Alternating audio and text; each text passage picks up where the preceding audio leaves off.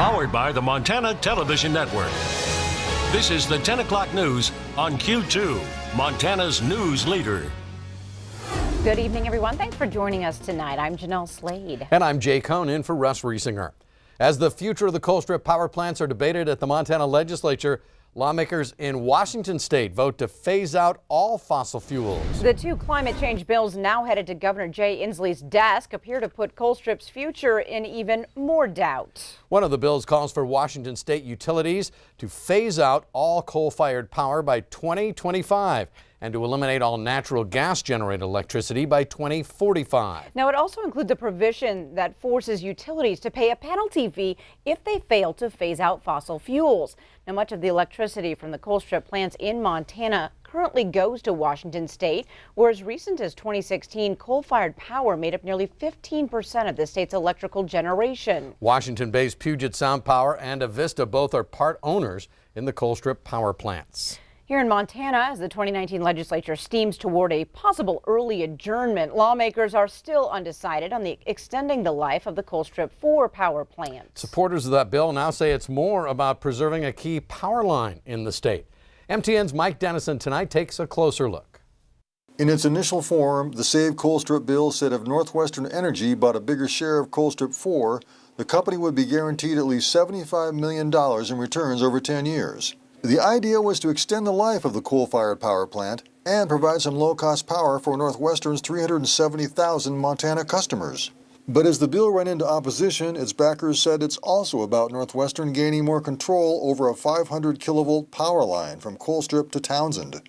Northwestern Vice President for Transmission, Mike Cashel, told MTN on Tuesday the line is critical for the state's electricity system, and that through acquiring more of Colstrip, the company could also get more control of the power line as well, right now. But those opposing the bill say Northwestern can already acquire more of the line if others want to sell it. But perhaps they don't want to. There's been no verification that any other transmission owner at Colstrip is interested in getting rid of their transmission capacity, and it's very unlikely that they would like to, because transmission is really important as utilities across the West move to greater and greater amounts of renewable energy utilization. Yet State Senator Lou Jones of Conrad believes it would be better for Montana if a local company did control more of this power line. So why not help it happen, he asks, and supply some cheaper power for in-state consumers? It's much more likely to benefit Montana ratepayers, providing them access to electricity at affordable prices, if it's Montana controlled, and to Montana energy producers in providing a pathway for their power that's both reliable and consistent to the West Coast. But at this point in the session, even Jones, a supporter, says it's not clear the Colstrip proposal can be salvaged. People are too painted in their corners. I will be surprised if this occurs, and I will be disappointed that it did not, because we could have done well for Montana had we held a different conversation earlier. The main bill containing the proposal has been killed. That means the only way something survives is by inserting it into another bill in a conference committee. But as of Tuesday, that conference committee had yet to be appointed. When I asked Republican leaders if they planned to do so, they said they weren't sure. And lawmakers could be ending the session as soon as Thursday. At the Capitol, Mike Dennison, MTN News. Thank you, Mike. Mike also tells us lawmakers still have more budget details also to work out before they can adjourn this session. The death of a Shepherd man who pulled a gun on Billings police and lost his life played out in a courtroom today. In the end, the coroner's jury rules that the January 20th meth-fueled officer-involved shooting death of 26-year-old Chance Mavity was in fact justified. Q2's Zoe Zandora was there. Zoe? That's right, Jay and Jeanelle. Both officers, Cody Kaiser and Brad Manser, justified in the shooting. The jury deliberated for about half an hour before ruling the death of 26-year-old Chance Mavity justifiable homicide. On January 20th, 2019, police had responded to a report of 3 individuals trying to sell stolen guns at Northside Pond on First Avenue. When they arrived, Mavity fled on foot, and officers Cody Kaiser and Brad Manser told him to stop. Instead, he raised a gun and fired at Officer Kaiser. They exchanged multiple shots and Mavity died at the scene. Today, during the coroner's inquest, Ed Zink, Yellowstone County Chief Deputy County Attorney, presented evidence of the case through investigators and testimonies from the officers themselves. The chief medical examiner also testifying, confirming that Mavity died from multiple gunshot wounds, also revealing that there was a high dose of methamphetamine found. Each officer reliving the fast moments of January 20th. Zink asked Officer Kaiser, the officer in direct gunfight with Mavity, how he felt in the moments after the exchange. Is this the southern? At this point, I was angry. I was very angry. Number one, because this man forced me to take his life. And number two, because this man tried to take my life and take me away from my family. Now, the last person to testify was Mike McCarthy, a Montana Law Enforcement Academy trainer officer who gave his expert opinion that it was a justifiable shooting. All right, thanks, Zoe. It was last October 3 workers were injured while they were helping construct the new section of highway between Laurel and Rockvale. As a result, a Kalispell-based asphalt company, Nelcon Incorporated, now faces $250,000 in safety fines.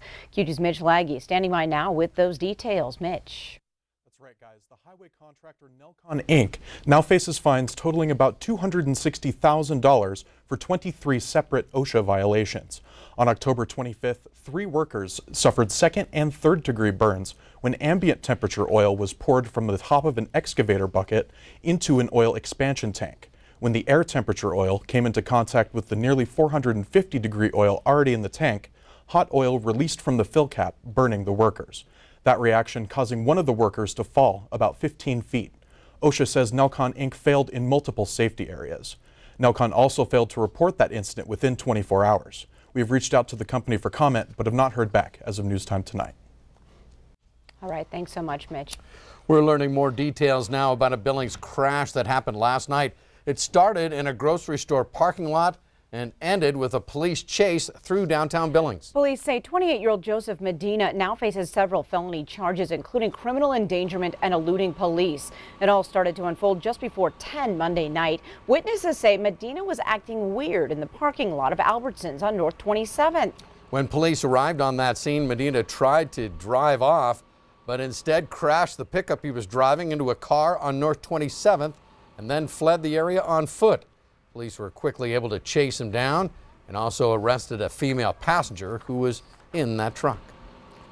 Turning to the weather scene, Bob McGuire, we're rounding the bases on yet another month, but looks like those warmer days are few and far between. Yeah, we had a couple of them yesterday, one today, and now things are starting to cool down. Let me show you what's going to happen. We'll take a look at our extended forecast, our 6 to 10 day forecast, and what you're going to see here is, look at this. Here's the way things are shaping up in Montana. That blue, that indicates temperatures that are going to be colder than average. Meanwhile, down in the southeast, it's going to be above average for temperatures. Now, what about precipitation? Check this out. Yeah, it's going to be much drier in the southeast, but back here in Montana, we're looking at a much wetter than normal wet period from April 28th through May 2nd. So even though we've enjoyed the nice weather, nice sunny stuff for the last couple of days, now we're looking at, as we close out the month, getting more wet stuff and also some cooler temperatures ahead. Maybe even, who knows, maybe even some snow. We'll talk more about that coming up in a few more minutes.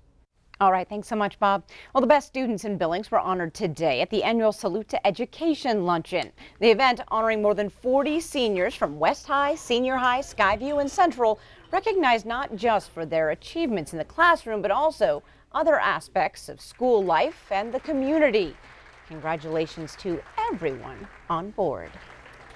A Montana woman born in Miles City, graduated from Billings Senior, and is a first-generation college student, is also now a Fulbright Scholar. Sierra Powell is also a 2018 Carroll College graduate, the school's first ever student to receive this prestigious Fulbright Award. Powell studied international relations, Spanish, and Latin American studies. Aside from being an English teaching assistant abroad, we're required to do something more in terms of community engagements, and I pledged to myself that I would really work hard to volunteer my time to the global migration crisis that's relevant worldwide, but in Europe right now. As part of her Fulbright scholarship, Powell will serve as a cultural ambassador in the Canary Islands starting in September. Congratulations, Sierra. Well, KTVQ has a new general manager. Justin Martin, Montana Digital Manager for Cordillera Communications, appointed this morning to the general manager's post. Now, Martin's a Sheridan, Wyoming native. He earned his master's in business from the University of Wyoming. Now Justin takes over as the Montana Television Network, including Q2, finalizes its sale to the EW Scripps Company at the end of April. You know, we'll probably have some changes coming with the new organization taking over, but I think it's just going to make us better. And you know, this organization is full of people that are committed to excellence and really providing the best for our community.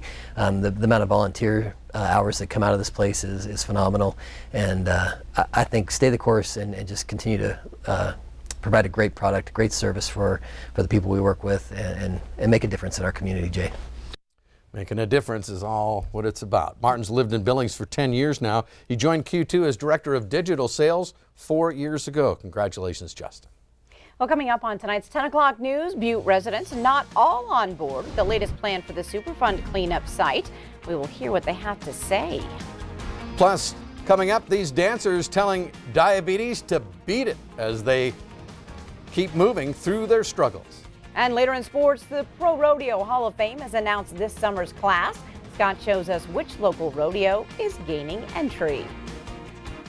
You're watching MTN News with Janelle Slade and Russ Riesinger. Storm Tracker weather with Bob McGuire. And sports with Scott Breen.